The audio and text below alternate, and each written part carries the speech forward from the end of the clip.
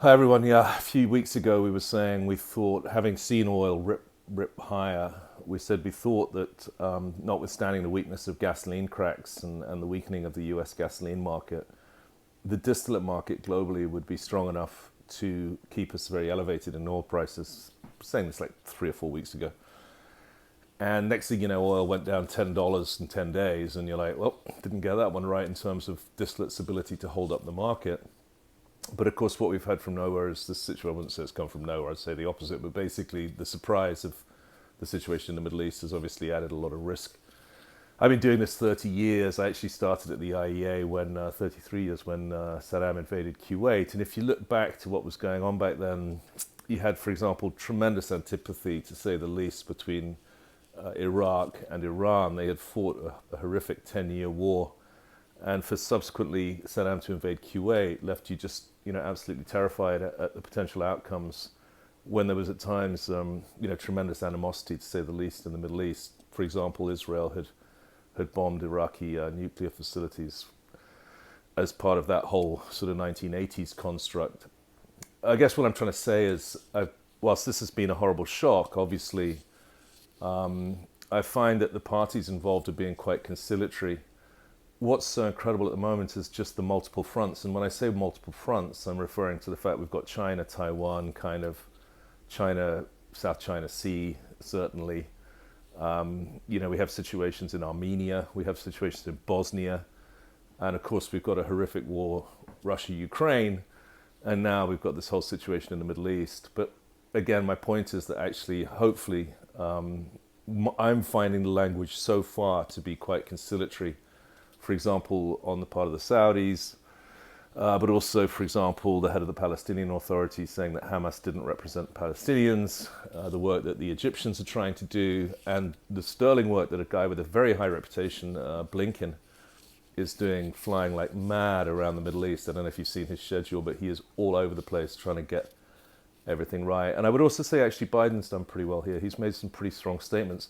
Weirdly, at a time when Donald Trump has kind of gone off the rails with some of the things he's saying, I've found Biden's comments on the situation to be quite strong and statesmanlike. He's put in the $8 billion of aid immediately, but at the same time, he's made some very, stern remarks regarding Gaza Strip. If you want to, we talked 2 weeks ago about the population of the Gaza Strip, the size of Delaware. With a couple of million plus people there, it's very, very crowded, and very, very rapid population growth. So the nightmare statistic I read today is that there's 50,000 pregnant women in the Gaza Strip, which stacks up with what I know about the demography of the Gaza Strip. Either way, let's hope it can all work out. I think that there's clearly a raised valuation in US oil and gas because of our importance in alternative supply regarding the world dependence on the Middle East for energy. You've got to remember here as well that gas has emerged in the Middle East as a big story, and that's changed very much over the last 30 years. So we've had to shut down a Chevron field in Israel quite quickly as a precautionary measure. But we've written a significant note about East Med gas, Egypt's position in that, Israel's position in all that. And then, of course, at the same time, you have a tremendous amount of LNG coming through the Suez Canal, all we thought potentially replacements for Russian gas over the long term. And of course, that's somewhat been thrown up in the air, although so far, the situation, as I said, has been one where people aren't going to war with each other, the wild card being Iran, obviously. And you never know with Iran. I mean, the line I've been quoting is that 15 years ago when a Scandinavian diplomat was heavily involved in Iranian nuclear deals, he said, and I think he didn't mean this to be published, but he didn't say off the record, he said, the problem with dealing with Iran is it's like playing chess with a chimpanzee. You get them in check, and then they eat the king.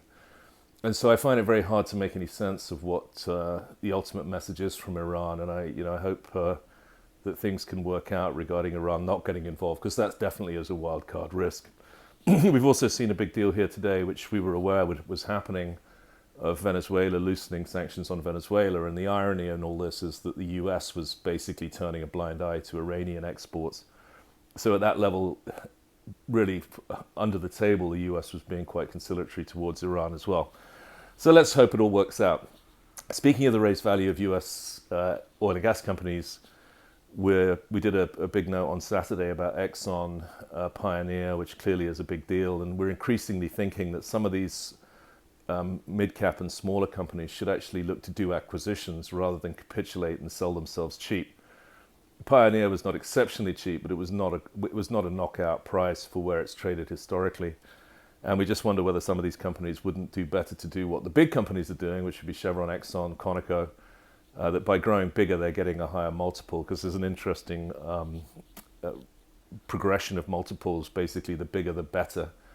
And we're just not sure that some of these E&Ps should really sell out. They do it, to be honest, a lot of the time for management payout, but it's not great for the E&P sector itself, and we'd just be interested. And we're going to continue pursuing the concept that some of these companies should actually consolidate from a smaller base.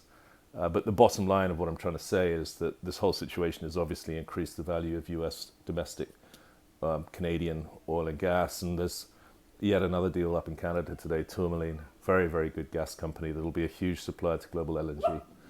The dogs are about to bark, and I'm not going to make you listen to that. So let's hope everyone's peaceful and safe.